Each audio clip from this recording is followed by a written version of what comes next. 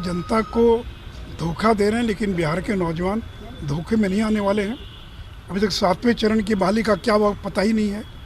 तो सारी बहालियां रुकी हुई हैं और ये कोई 10 लाख तो क्या, ये लाख भी बहाली कर दें तो बहुत बड़ी बात होगी।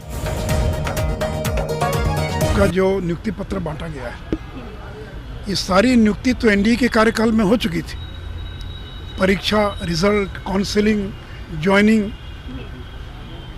तो तेजस्वी जी, आपके बनने के बाद जो रिक्तियां निकली और उस पर जो आप नियुक्ति करेंगे उसका श्रेय लीजिए, ये एनडीए की सरकार का श्रेय मत लीजिए। तो जो नियुक्तियां हम लोगों ने पूरी कर दिया प्रक्रिया, इसके पहले भी जो भी विज्ञापन निकले थे हम लोग के समय के, और जो नियुक्ति की प्रक्रिया पूरी हो गई थी, चाहे वो एनएम की नियुक्ति हो या राजस्व भूमि सुधार विभाग में हो, एक भी नियुक्ति यूपीए के कार्यकाल की नहीं। सारी की सारी नियुक्तियां जो हैं, यहाँ तक कि मुख्यमंत्री जी जो 10,000 सिपाहियों का नियुक्ति पत्र बांटने वाले हैं, तो ये सारी नियुक्तियों का विज्ञापन कब निकला? जब हम लोग की सरकार थी।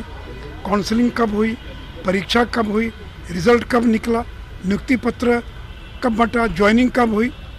तो कुछ लोगों का दोबारा बांट रहे नियुक्ति पत्र जो है। तो आपने 20 लाख नौकरियों का वायदा किया, सरकारी नौकरी, मैं रोजगार की बात नहीं कर रहा हूँ।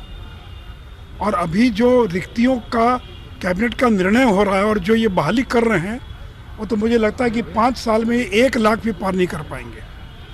तो इसलिए बिहार के नौजवानों को ठगने का काम मत कीजिए। और तेजस्वी ने जो 10 लाख सरकारी नौकरियों की बात कही थी, हम लोगों ने कभी सरकारी नौकरी की बात नहीं की थी।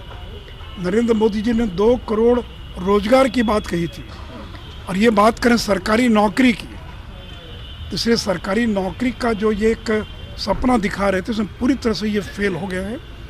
और यही नीतीश कुमार थे जिन्होंने भाषण देते हुए कहा था, पैसा कहाँ से लाएंगे, क्या जो घोटाले का पैसा है उसे लाएंगे, उसका भुगतान करेंगे। इसलिए देखिए, जनता को धोखा दे रहे हैं, लेकिन बिहार के नौजवान धोखे में नहीं आने वाले हैं। अभी तक 7वें चरण की बहाली का क्या हुआ पता ही नहीं है। तो सारी बहालियाँ रुकी हुई हैं और ये कोई 10 लाख तो क्या, ये लाख भी बहाली कर दें तो बहुत बड़ी बात है। यही मांग करते रहे केंद्र सरकार से कि भाई पिछड़ा राज्य, केवल बिहार नहीं और भी जो गरीब राज्य है, वो जब तक आप विशेष सहायता नहीं दीजिएगा, जब तक आप बिहार को विशेष राज्य का दर्जा नहीं दीजिएगा या विशेष पैकेज नहीं दीजिएगा, तब तक जो है देश तरक्की नहीं कर सकता। क्योंकि बिहार जैसे और गरीब राज्य जब तक आगे नहीं बढ़ेंगे तो हमारा देश कैसे आगे बढ़ेगा। तो इसलिए हम सब लोगों की कोशिश रहती है कि भाई जब काम के मामले में आए तो उसमें राजनीति एकदम नहीं होनी चाहिए। देश को आगे बढ़ाने की बात हो, राज्य को आगे बढ़ाने की बात हो। लेकिन आप कल्पना कीजिए, अभी 15वें वित्त आयोग की सिफारिश आई है, उसके अनुसार केंद्र सरकार ने बिहार के शहरी स्थानीय निकायों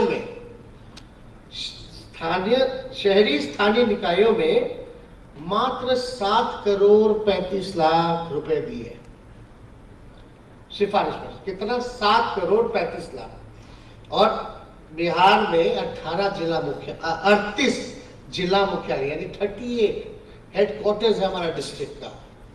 अब समझ जाइए, 38 जो डिस्ट्रिक्ट हेडक्वार्टर है उसमें 7 करोड़ 35 लाख कैसे डिस्ट्रीब्यूट होगा? क्या काम होगा, क्या काम होगा उसमें?